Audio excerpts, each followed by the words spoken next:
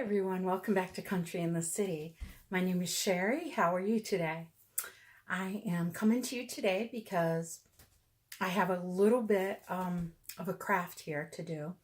And this is a craft entailing eggs. These eggs are recycled, and so I'm not really into like the sugary look. I'm not really, pale yellow is fine, but these are kind of sun faded. They came off of an Easter bonnet front door wreath that I had many years ago, and didn't want to throw the egg forms away.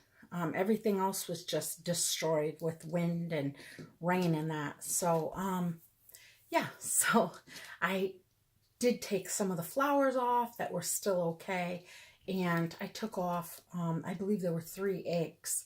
And so I was thinking about what I could do with them, and I decided to recycle these and repurpose these to make brown eggs. So if you're interested in that, let's get started. I'm going to tilt you down, and I'm going to show you how I did this.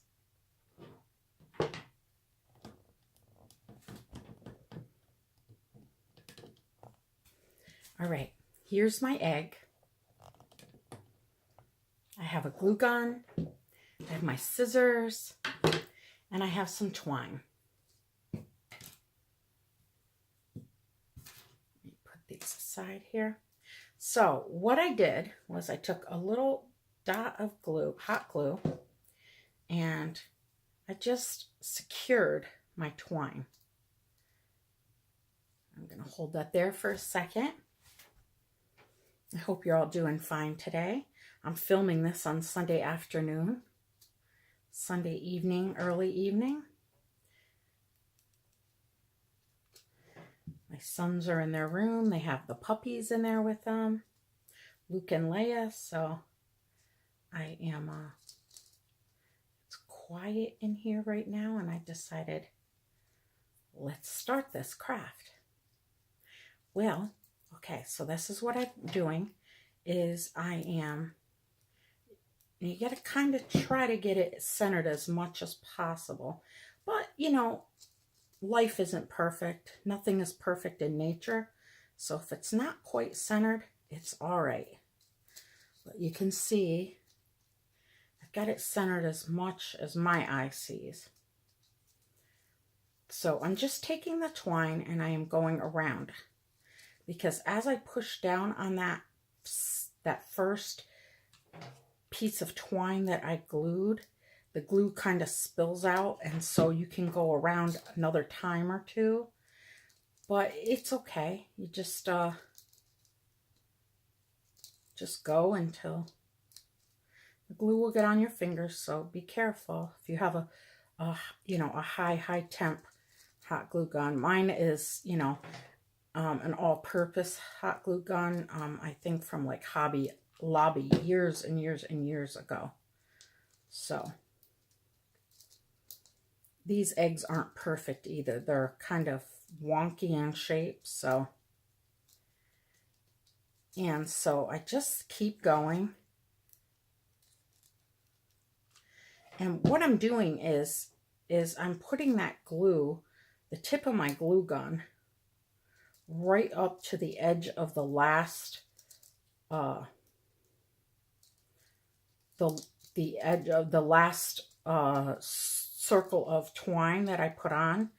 And what that does is that helps adhere the twine to the twine, because you don't want like gaps between the rows of twine, because then you'll see whatever color the base of the egg is underneath. So I'm not really pulling it tight. I'm just kind of letting the twine lay where, of course, I want to keep them side by side, but I'm not pulling it tight. Like, I'm just laying it there. So you can see I'm going to have to add more glue from back here. It'll tell you what you need to do. The starting I have found so far is the hardest part. So if you get a good start, I think you're good to go. And you can see, I just kind of pull out a bunch of twine, not too much, because it'll, on these eggs anyway, it likes to stick to it because it's got a rough texture. On smooth eggs, like if you were getting the craft eggs from the Target dollar spot that come in the dozen egg carton pack there, they're kind of smooth. They're almost like a chalk egg or a chalkboard painted egg. Chalk painted, not chalkboard painted, chalk painted egg. So you would, you know, they might be smooth, and so you might have to hold on to the twine more, at least when you're first starting, until you can get, you know, a good amount of twine on. So this is it. I just keep going around and around. And you know, they have colored twine out now. So if you wanted it kind of rustic and you wanted it to have a texture, you could even do a colored twine. I mean, I have seen colored twine at Dollar Tree. I have seen colored twine at some of the craft stores. I think AC Moore. I haven't looked at Hobby Lobby or Michael's, so I'm not sure if they had it. But you could even do yarn. Yarn isn't my thing. I like more of the country look. So that's why I chose twine.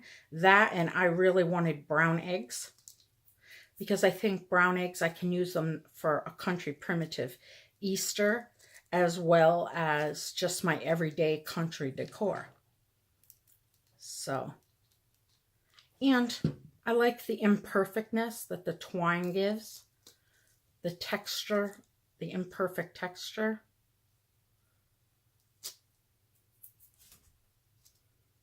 So, all right, so now that you see how I've got it started, I just keep going down to the bottom of the egg, and then these had this little piece of heavy gauge floral wire in them because they were held onto or the wreath, the bonnet wreath.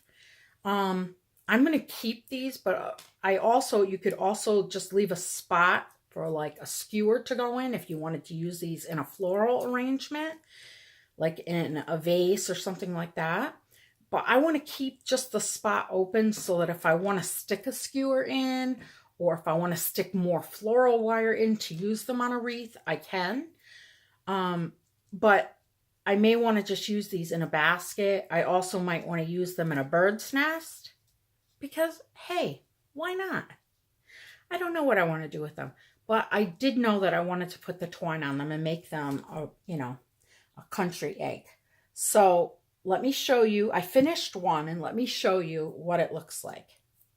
Let me tilt you up now, because you can see. I'm just using the twine from the Dollar Tree. It comes in the 3-pack. 2 packs of the natural colored and 1 pack of the dark green. So, and these are like regular egg size eggs, like a large egg. You know, they're not, you can see, they're not small. So let me tilt you up and I'll show you what I've done. I'm in my kitchen filming. It's a little quieter. So this is how it turned out. You can see I have little bits that I'll probably just cut off, like little hairs or whatever. And I see a few little glue strings. There we go. But it came out very nice. And there's the end. You can see right there. And there's the top of it, the beginning.